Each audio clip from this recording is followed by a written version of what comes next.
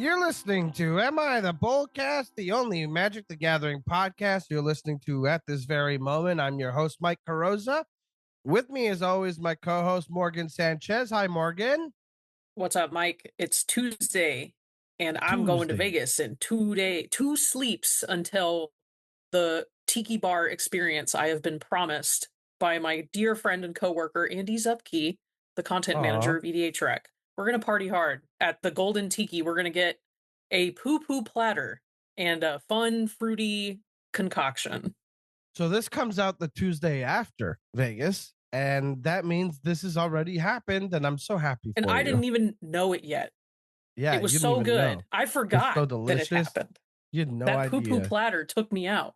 Poo-poo platter in the stomach, putting pressure on the bladder because I ate so much. Yeah.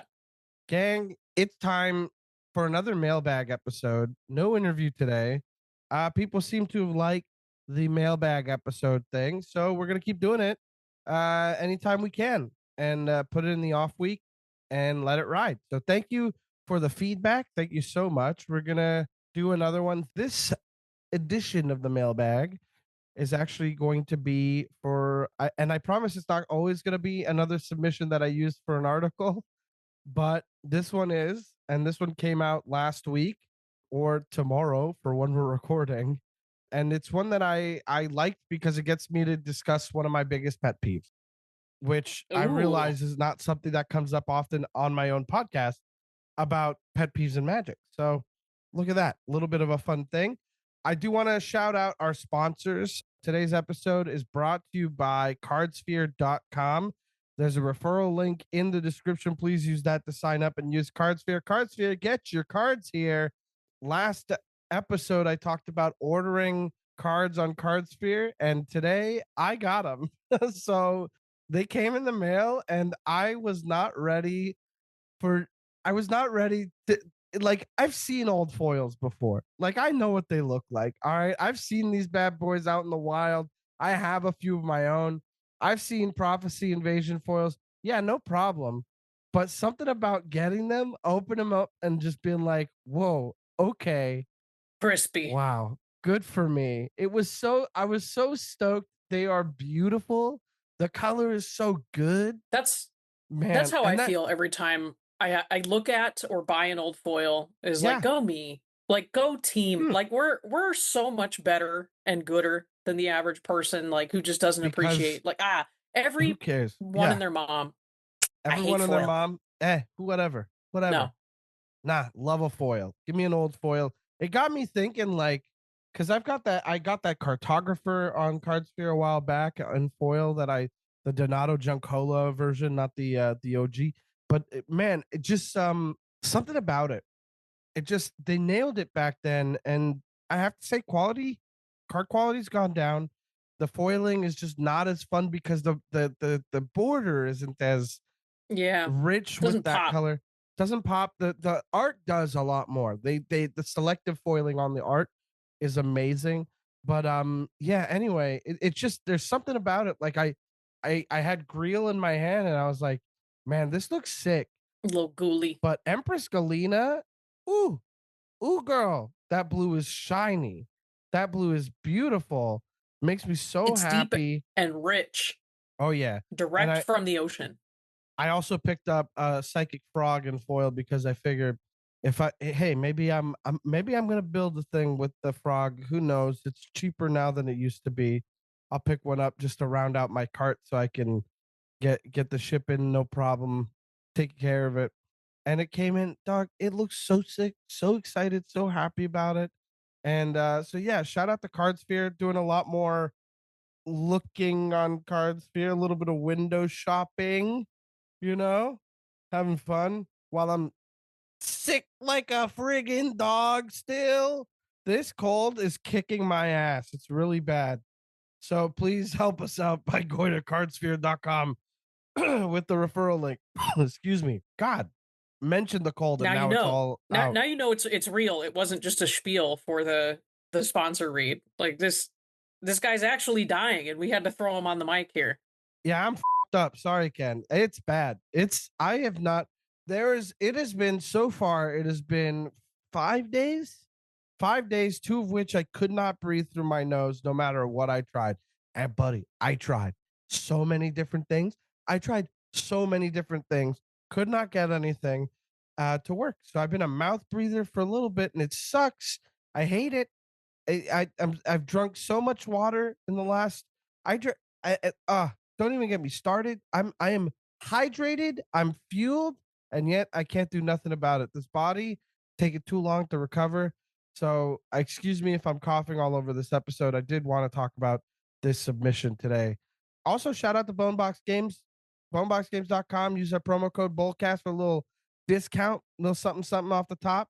And I wanted to also take the time to say that, like, it's not too late to go to dogsconsent.com to kickstart Dan Sheehan and his wife Julia. They made a card game called Who's a Good Boy, the game where dogs can sin, and your dogs you could, like, you play as a dog and you get to, like, decide whether or not you want to be a good boy or a bad boy, and you do all this stuff. So it's pretty sick. Pretty sick. I can't wait to play it. Dan showed me a couple things from it, and it looks great. Honestly, it's so funny and so cute. Julia does an amazing job with the art, and they have like a perk that you can buy into with Kickstarter. Like, if you buy the game, you could also commission Julia to do a portrait of your dog. I don't know if it's only for dogs or if cats are invited to the party too, but it is a dog game, so I'm assuming they're intentionally just going to say dog, but you could probably get in there with a kitty cat, and I don't think anybody's going to be mad at it. Either way, I thought that was a fun little perk. I thought that was real sweet. So dogsconsent.com, go back that Kickstarter. I already have, a lot of friends have. I'm really excited about it. Can't wait to get my hands on it. Morgan, do you think it's time? Shall we do it? Open the box. Open the bag. Open the bag. Here it comes. I'm not going to read out what cards do unless it's necessary. All right. So in this submission, I believe there's only one card that requires any information, and I'll just read that one out. But for now, there's going to be some card names coming at you. I won't read them.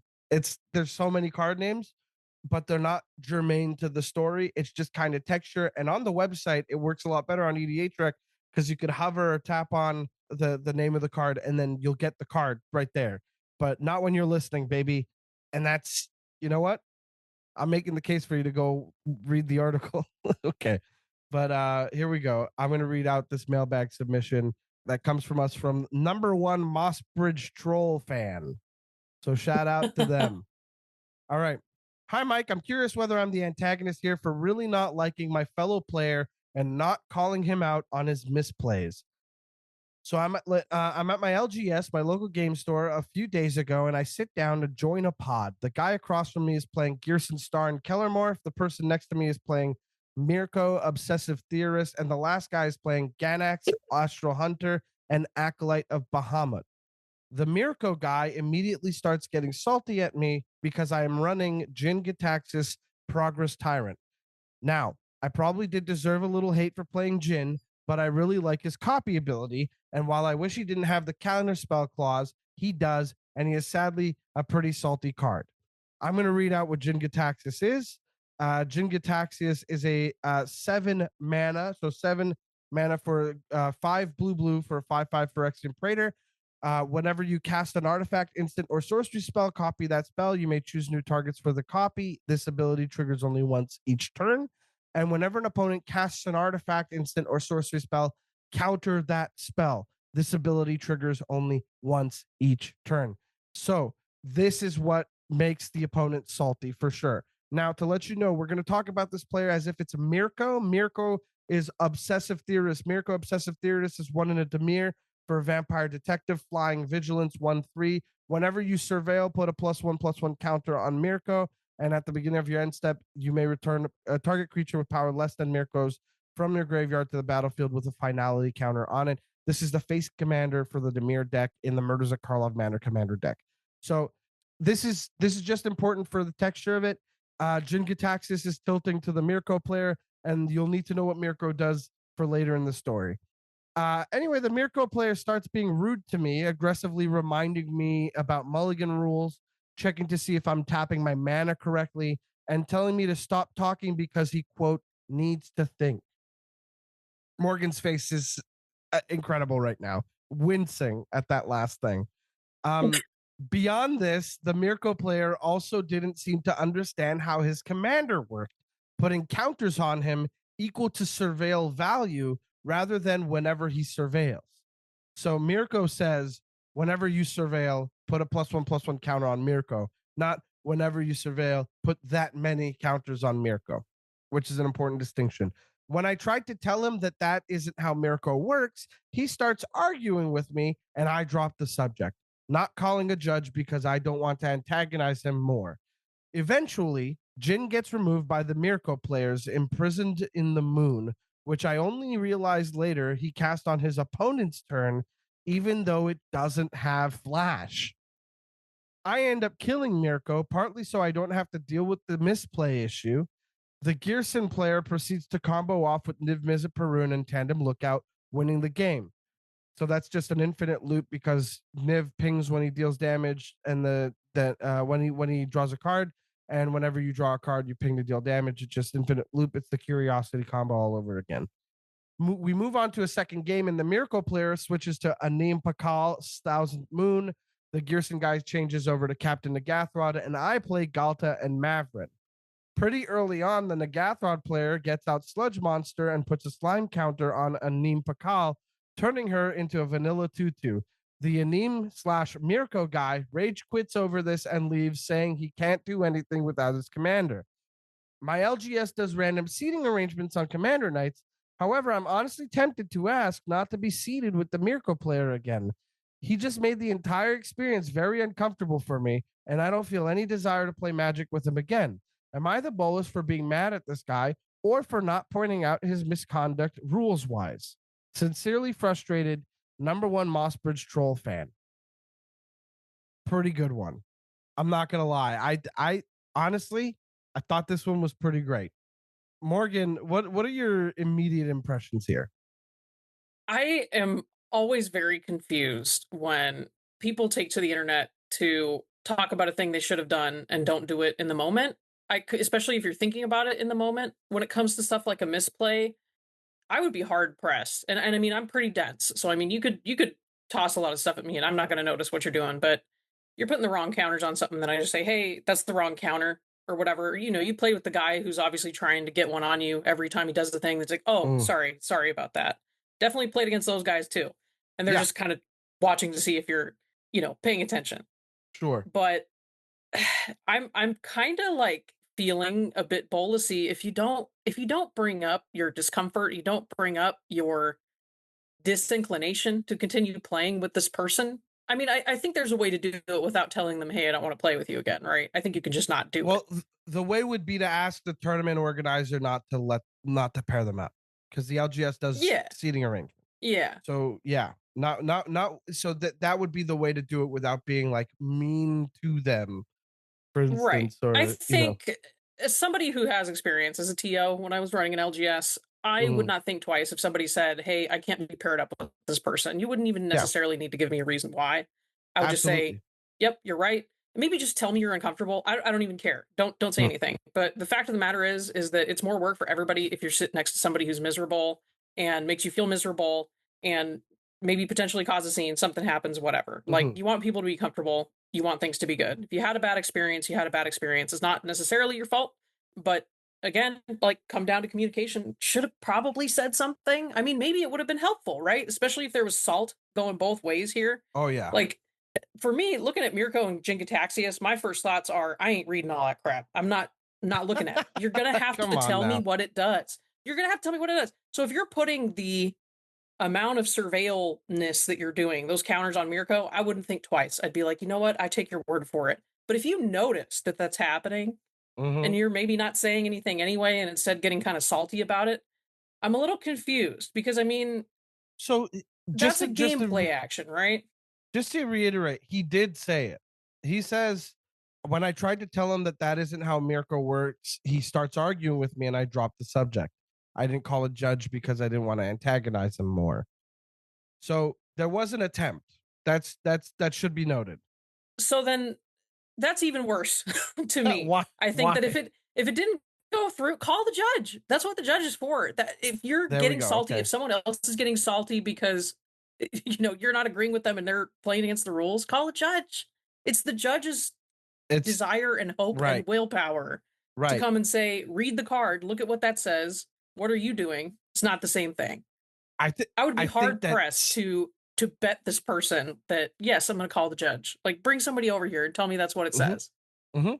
I'm 100% with you. It the thing is, like, I'll say this: one of the pitfalls of not pitfall rather, but like one of the things about this column that you come to notice with all the submissions and by being around Magic players in general, if even if you like look online or like see what people are posting online and saying like, oh, this happened and this happened or whatever, I was uncomfortable with this. A lot of the people that Magic attracts aren't necessarily the most socially adept. There are lots of us who Yeah. are, but some of us aren't great at confrontation, which is a thing that I'm trying to destigmatize in that it's not always a bad thing to be confrontational. This guy confronting like the hey, it's you're playing this wrong. Okay. Yeah. The further confrontation of I didn't want to call a judge because I didn't want to antagonize him anymore. That's uncomfortable for people. The idea that somebody could be mad at you is a very uncomfortable feeling. And so I understand why they would try and it doesn't work. And they go, well, yeah, I'm so sorry. And so through game actions, they're trying to get rid of them instead. But I do think that it's like, it's something you notice with the people writing in is that they're not always so eager to double down on something that's already hard to do in the first step, right? So Mm-hmm. like I'll say I want to applaud the OP here. I want to applaud the number one Moss Bridge troll fan. I want to tell them like good job for like trying, but I will say I'm with you, Morgan. That's what the judges are there for. And here's the thing: you're correct. You're absolutely correct. That's not how Miracle works. It's a face commander. And get this, you're at a table with other people. Are other people seeing this and going, yeah, no, that's how it works? Or backing you? Maybe I'm also thinking about it to the extent of, and I'm playing devil's advocate here, right? I promise Mhm, you I'm not actually this mean, and I can appreciate what OP is doing, mhm, but the fact that you already are in confrontation mode by telling them that this isn't mhm. how that works, please confirm it with the judge that that's not how it works. I second guess myself constantly when it comes to this stuff, even when I'm pretty Yeah, sure in the same exact scenario. And then I'm like, okay, you know what? Bet because like yeah, what do you have to lose when you do this? I don't know, the game that you're playing that you're trying to win. I hope, yeah, I think. yeah. So I mean, that's confrontation already. You're fighting a stranger. what do you have to lose? You have to lose like there's a slight bit of like you want to be in good standing at your LGS as well. Like this is clearly a tournament that organizes and pairs people randomly. Like it's not necessarily a tournament, but it's a commander night, so you want to be like somebody that is welcomed back and stuff. I understand the idea of wanting to be in good graces and stuff, but I agree with you. If you're already pointing it out, okay, they're arguing with you. All right, buddy, sure thing. Argue with me all you want. We have the internet. We have judge chat. There's a judge across the room. Let's ask somebody at the table next to us. How about the other players in the game? Let's get some other opinions going and let's see who's outweighs who because that is not how the card works. And if somebody's going around, here's okay. Do we get into the pet peeve part of it yet or no? Because so there are three pet peeves for me in this story, which is why I think it's fascinating and why the article doesn't carry all like I can't talk about all my pet peeves in the article because then it'd be like 6,000 words. So instead, I only focused on one in my response, but three pet peeves. First one, other players at the table not piping up when it's time. There's no mention of other players coming to the defense of OP being like, that's not how the card works, or at the very least wanting to get down to a solution and finding out what it really means. Like there's nobody's you're all in this game and you're Just sidelining. taking their turn. No, thank you. Pet peeve number one. Pet peeve number two is going to be if you're misplaying your cards, if you're play first of all, you're playing your cards and somebody says that's not how it works. Are you going to get defensive immediately and go, oh, yeah, that's how it works. Don't fight me on this. Or are you going to go, how do you think it works? Please explain to me how it works. And then I will, if I am correct, show you why it doesn't work. Or I would invite the idea of calling a judge over. Wouldn't it be embarrassing? This guy has a whole deck built around Mirko, obsessive theorist, who, whose power matters, okay? Because you need to have creatures in your graveyard that are that have a power less than Mirko's power for him to bring them back. And so, if you're looking to bring back your 6/6, well, you're going to need to surveil 5 times to get Mirko up to 6. Is it less than? It might be less than. It's It's less less than. than, So yeah. you need to surveil Power 6 less than times. his power Not to get that a you're. fiver. Yeah, you're right. Yeah, but like, wouldn't you? You'd have. See, that was our confrontation just then, wasn't it? Because it was like, I got to say something because he's wrong. He's I wrong. read it in passing. It is less than. I would reread it for sure. But I'll say this: like, if I'm building a deck around a card, and somebody's like, "Hey, sorry to do this. That's not how the card works," and I go, "Oh, no. That's how the card works." Instead of engaging with a, "Hey, hold on a second. What are you telling me?" This is pretty embarrassing for me to like not have noticed, but I appreciate you looking out for me in this moment. If you don't mind, would you mind us continuing if it played like that? Because that's how I built my deck. Or I'm sorry, whoops. Should we shuffle up and play a different game? I'm gonna have to take a different look at this deck now because of this and that. My third pet peeve, and this we'll come back to all of these because I didn't even give the first one much. The second one we talked a little bit about, but the third one is Mirko Obsessive Theorist is a reanimation deck, and you're complaining about Jin-Gitaxias turning off your artifact and your instants and sorceries. I'm sorry, buddy, but you should have creatures that take care of other creatures in black in a reanimator deck. You should don't you got Ravenous Chupacabra? Run more removal problem. Yeah, well, like there's in force. It does feel like that, but it's also like Ravenous Chupacabra, that baby. You know what I mean? Like you can't cast a Noxious Gearhulk, but you could surveil one into the graveyard and then pop it out. You know, like hell, you could get this, Morgan. You could cast a Noxious Gearhulk, have it countered, and then reanimate it with your commander's ability. These Easy are things peasy. that you could do. Like, I understand that if your surveil is linked to instants and sorceries more, but there's so many cards in that deck that came with it, and then also so many other cards that surveil on permanents that just don't get got by Jin-Gitaxias. So it's like it is a bit of like a gets removed by Doomblade, it's fine kind of situation, but it is specifically for a reanimator deck. I think getting upset over that is nuts. But the secret third pet peeve for real. The third. The third. I forgot that this is the other one. The second game where he pulls out a Neem Pakal and has it sludge monstered and just goes, I scoop. I can't do anything here. You guys are never gonna see me. I hate this game. I hate these guys. They pub stop everybody. Rage quitting over having your commander turned off. Yeah, buddy. How about attack with a 2/2? Been there. Make a deal. Make a deal somehow. Attack with your 2/2 into something. Get your commander back into the command zone.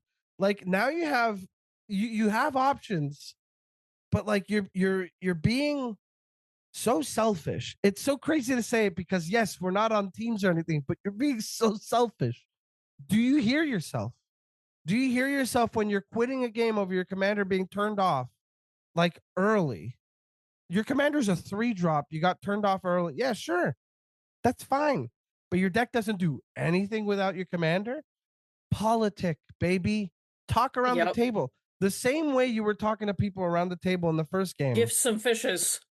Yeah, thank you. Yeah, give some fishes. This is somebody who was aggressively reminding about mulligan rules, checking to see if somebody tapped their mana correctly, and then was saying, "Don't talk to me. I need to think." And then this, yeah, I don't know. I would not think twice about telling the LGS person not to pair me with them. And you know what? I probably would tell them to their face. I would tell this Yeah. player, "Hey, I don't think we should do another game." And I'll tell you that it's because you are unpleasant. You are not, I do not have a good You would time say playing that with to them? you. Yeah, dude. Personally, I have no problem being forthright like that. That's I have had games at LGSs where somebody sat down, played the game, and we do it the one game, and they go, "Shall we shuffle up?" And I say, "I did not have fun playing with you. You were rude and inconsiderate, and the type of deck you played did not match with the power level that we set out as a group at the beginning." I don't want to put it on these guys, and I don't want to say that they would agree, but I would like to say, "I'm going to not play another game with you." And then I would let these guys decide whether or not they want to play with you again, or we all move on to a different table. But I've collected my things and I'm going to move on to another pod. Should we see each other again? I don't think it would be the best decision to play against each other again unless you've made some changes. Have yourself a great night. Enjoy your other games. I'm going to go do the same. And that's it for me. There's this one guy who showed up after we sat down at a table, three of us, my friends and I were down a fourth. We thought, let's go to the LGS and play a game. This guy comes in, he's like, yeah, sure, let's play. We say, "Hey, this is my Yeah. buddy Alex. He is not new to the game, but he doesn't really like brew that way. He plays with stuff he's got lying around the house. His favorite sets are from Yeah. Kamigawa, and he loves the look. Like he'll see a common from Kamigawa and go, I bet this works good in Feather,' and put it in his Feather deck. But really, there's no. It's truly bracket one situation for him, but he doesn't have like he wants he like he has no problem with that, and he doesn't care that I play like bracket three for the most part. My buddy Eric definitely is a bracket two player who plays with the mind of a CDH player.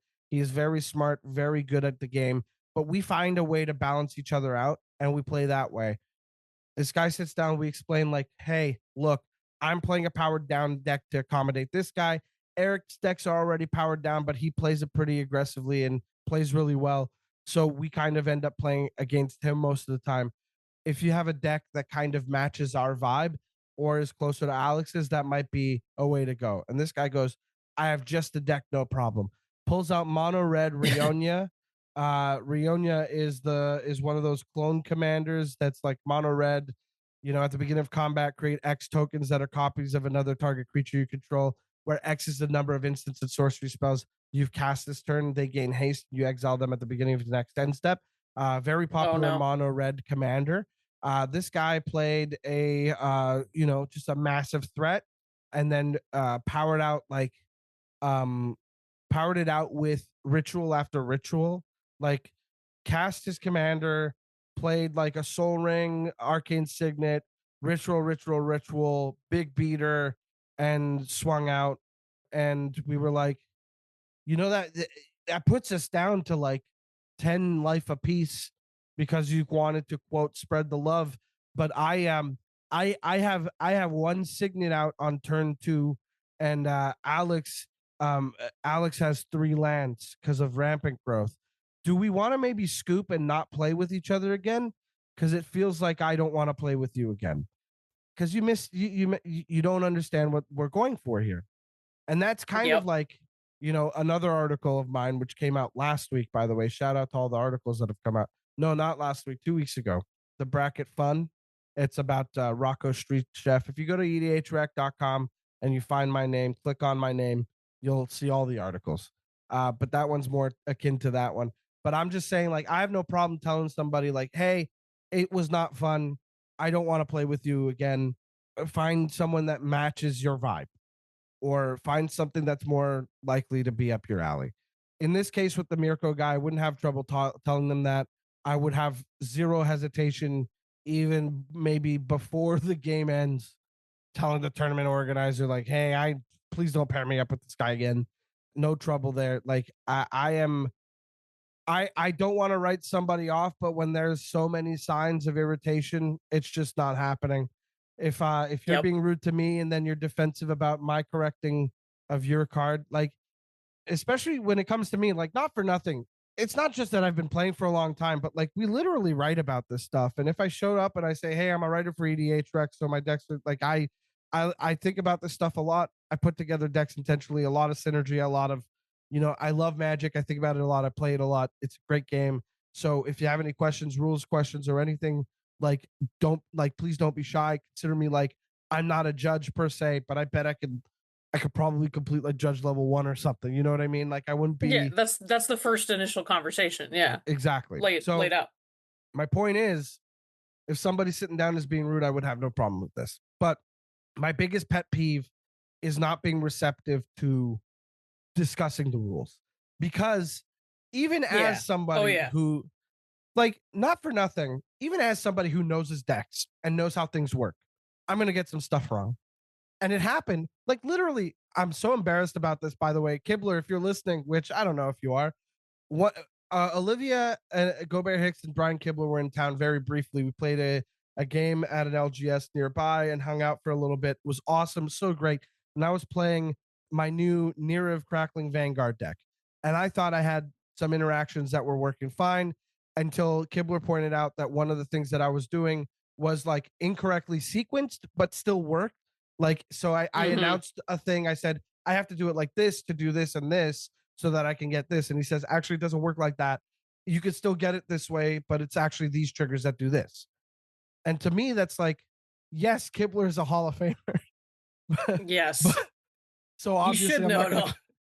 obviously I'm not gonna be like, oh yeah, no, don't worry about it. But also, you know, I'm I played this deck, I put it together, I've been goldfishing it for like weeks before we hung out. I've intentionally put this together and it does do the thing I wanted to do. It's my explanation that was incorrect. If he's talking to me, I'm going to check it out. I'm going to listen. I'm going to be like, yeah, okay, let's talk about the rules and see. And so it wasn't like an immediate acquiescence either. I was kind of like, oh, so the way I did it was, okay, this, and this. I see what you're saying. You're absolutely right. I see now why it was wrong. Thank you. Now I have that in my back pocket to explain it the next time I play the game. Or if something doesn't work, I now have an empty slot in my deck, baby. I get to put something that's on the sidelines that I agonized over. It makes it so much easier for me to determine, right? So it's like it's an exciting thing to be wrong. It's not. Being wrong It should isn't. be. It should be. It it it should be exciting to be wrong. It should be exciting to be rolled because it should be exciting to learn stuff, right? Like, I Yeah, mean, dude. you obviously need to be saying this stuff in the right way to somebody. But I think True. that when somebody's doing it in the right way and like genuinely trying to teach you versus like one up you and oh, I know more than you, right? Like that's Sure. those are the good moments. Those are the fun moments because those are the creative moments you can be like thinking about other stuff of like, okay, well, I'm not really entirely sure about this too. That's how you that's how you make friends with the pod, right? Like Yeah. you're all trying to Yeah. understand what each other's doing. Like you see whack ass commanders all the time, dude. Like, why Dude, not talk about it? honestly, here's another example of this happening.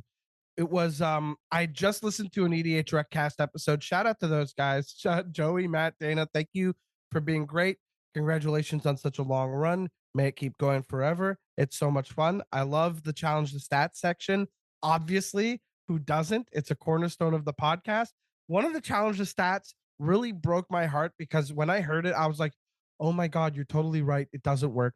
Chainer Nightmare Adept says that you can discard a card to cast a creature from your graveyard, right?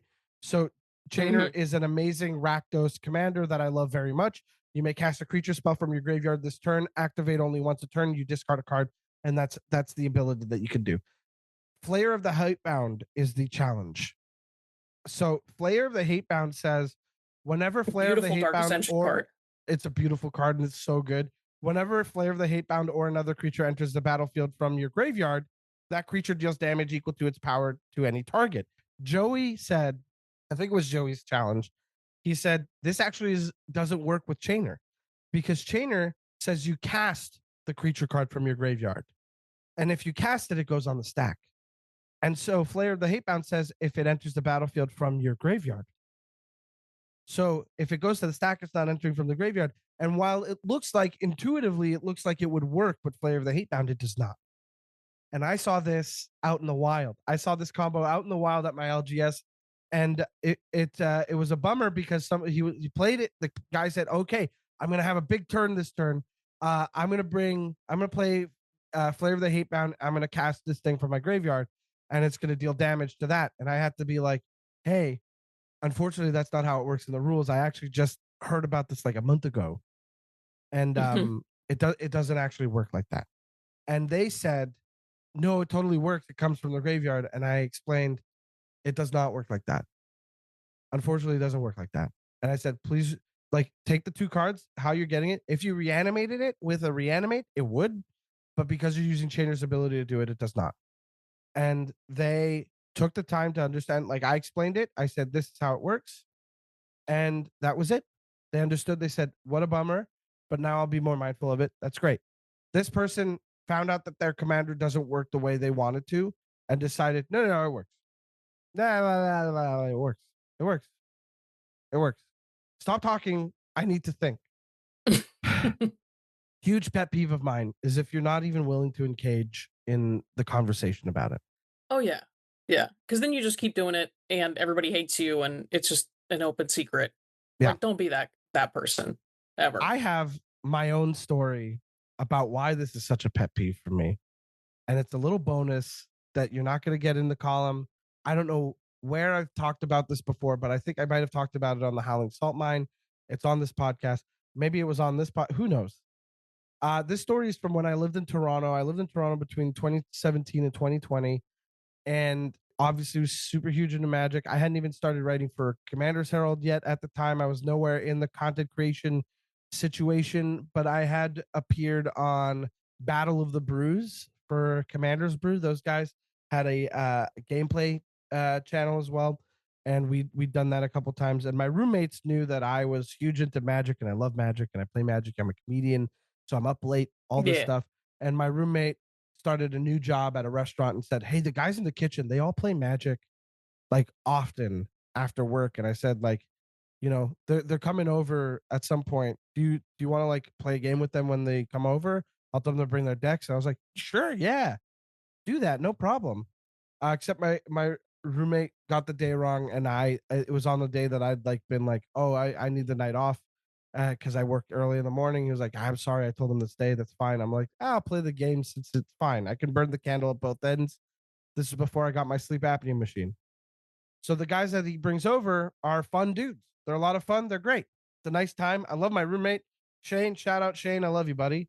But they've been drinking and they're sitting at the table and they're shuffling up and we're getting ready to play. And I play my most, it's like 2 a.m. and I I need to go to bed.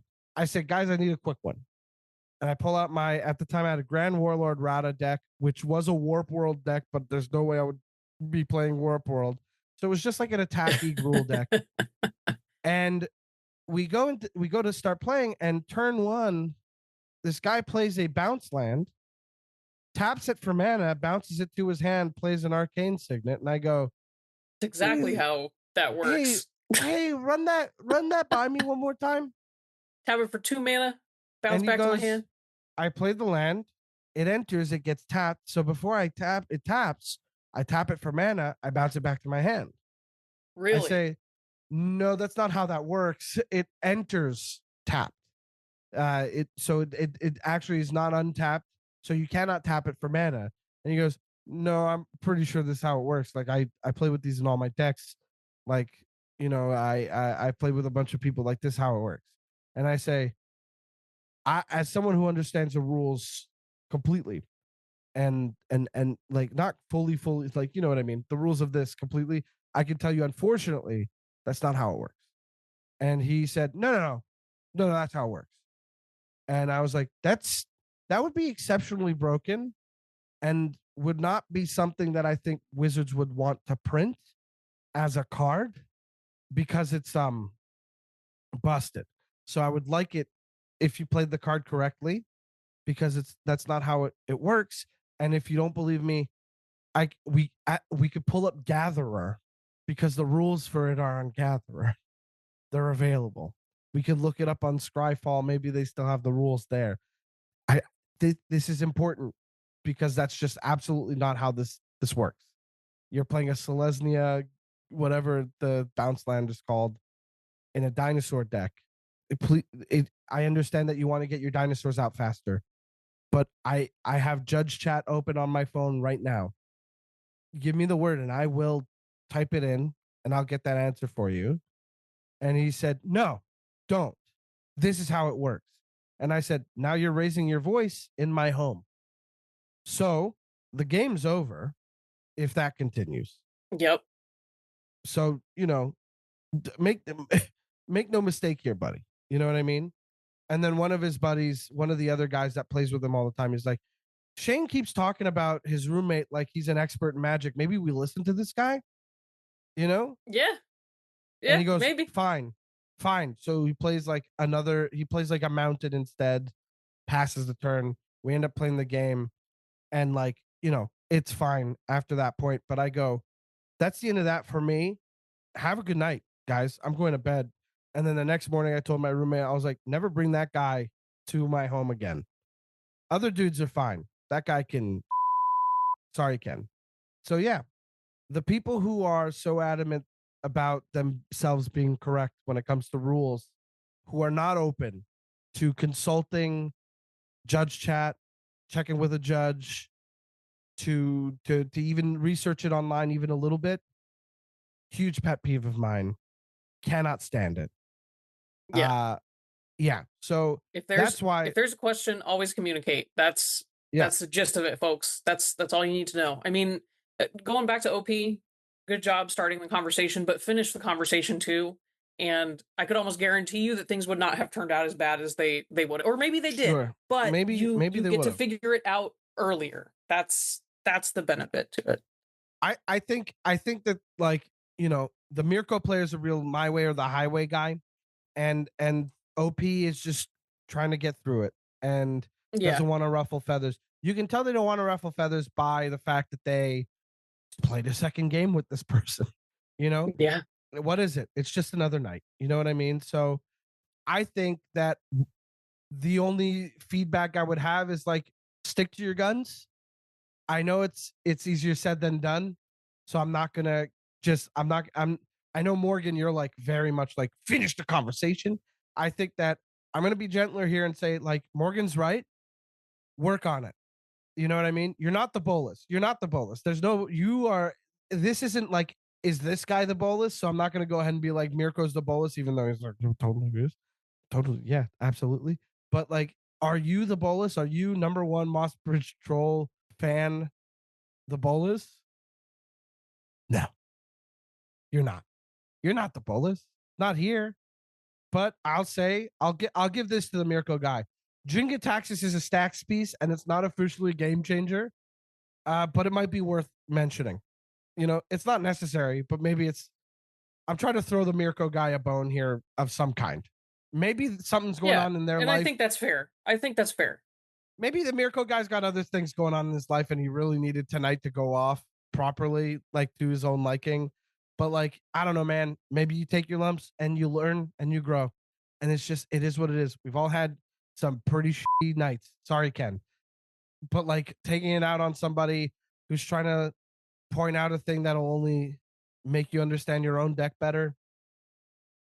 Come on, grow up a little, So shout out to OP for submitting. Thank you so much for doing that.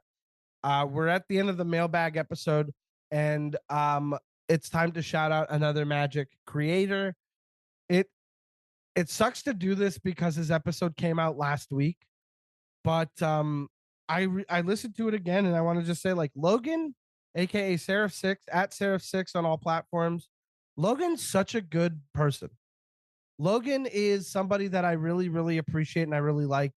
And listening back to it, I was kind of like, yeah, you know what? Like, I think we need more Logans. So if you think of yourself as someone who is as kind and generous with their time and is so sweet and stuff, I good on you. Like, if you see yourself in someone like Logan, you're doing something right.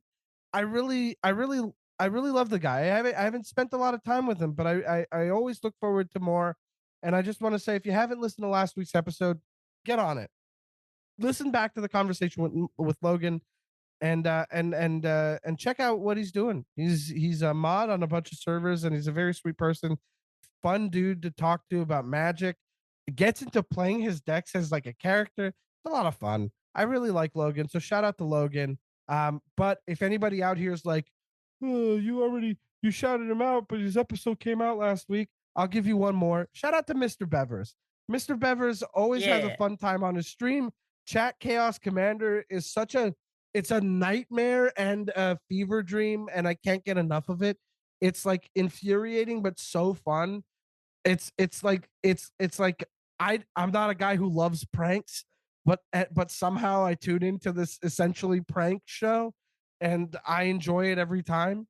So make sure to follow Mr. Bevers on Twitch and check out his stream.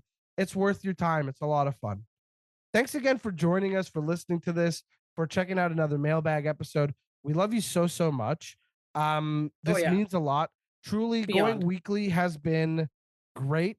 I think that it's really already immediately improved our visibility, which is such a bummer thing to have to address and be like to talk about on the podcast or whatever. But like that is it is what it is. Like I want more of you out there. I want more listeners. I want people to be checking us out every week. I want people to be excited that we've got another episode and a great guest on. And I just want to say like thank you for tuning in. Thank you so much.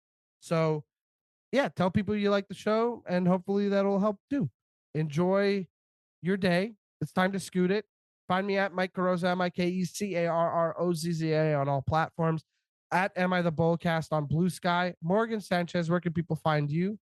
I'm at Indigo Gentleman on Blue Sky, and then check out EDA Track articles Monday through Friday every There day. we Lots go. of cool deck techs, news, all of it. So come check it out. That's edhrec.com. And be sure to check out cardsphere.com as well. Our referral link is in the description. Use promo code BOLCAST whenever you're buying Bonebox games at boneboxgames.com. Your deck boxes, your play mats, whatever you need. And shout out to Dan Sheehan once more. Dogscansin.com. You can go back that Kickstarter right now.